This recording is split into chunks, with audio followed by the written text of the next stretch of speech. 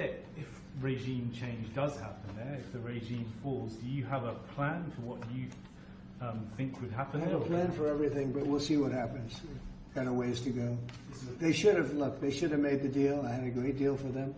They should have made that deal. 60 days we talked about it, and in the end they decided not to do it, and now they wish they did it. And they want to meet, but it's a little late to meet, but they want to meet, and they want to come to the White House. They'll even come to the White House. So we'll see. I may do that, but it's a shame it could have been done the easy way. Do you think the regime there could fall? Sure, anything could happen, right? Of that, sure, that could happen.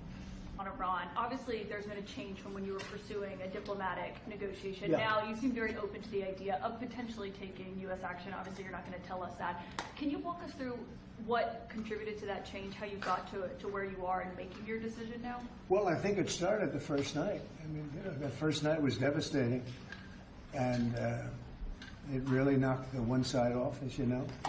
It was a devastating evening, day. And it's pretty much proceeded that way. I have a meeting in the war room in a little while, situation room, as some people call it. So we're going to meet. We're going to see. We're in the midst of it's a terrible thing. I hate to see it. I hate to see all that death, so much death and destruction. But death primarily. That's what I hate to see. Does that mean you haven't made a decision yet on what to do?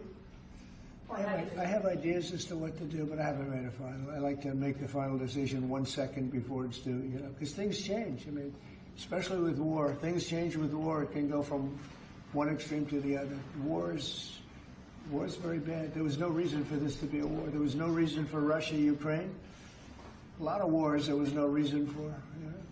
You look right up there, I don't know, see the Declaration of Independence, and I say, I wonder if the Civil War, always seemed to me maybe that could have been solved without losing 600,000 plus people. So a lot of, it's very sad to see. It's very sad to see what's happening. But with that being said, I would say right now, Israel, from the standpoint of winning a war, is doing pretty well. Yeah. In your meeting today with the Chief of Staff of the Pakistani Army, did you talk about Iran? Did that come up? Is there anything you can share from that meeting? Yeah. Well, they know Iran very well, better than most. And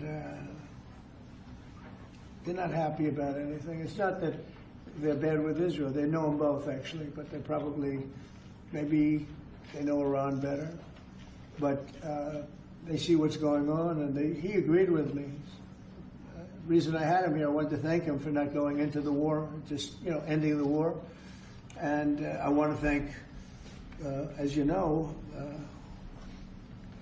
Prime Minister Modi just left, just a little while ago, just left. And we're working a trade deal with India. We're working a trade deal with Pakistan. And they were both here. But I was with Modi a few weeks ago. He was here, actually. But now we speak to him. And I'm so happy. There was a deal that two smart people, plus, they have people on their staff too, but two very smart people decided not to keep going with that war. That could have been a nuclear war. Those are two nuclear powers, big ones, big nuclear powers, and they decided not. So I was honored to meet him today.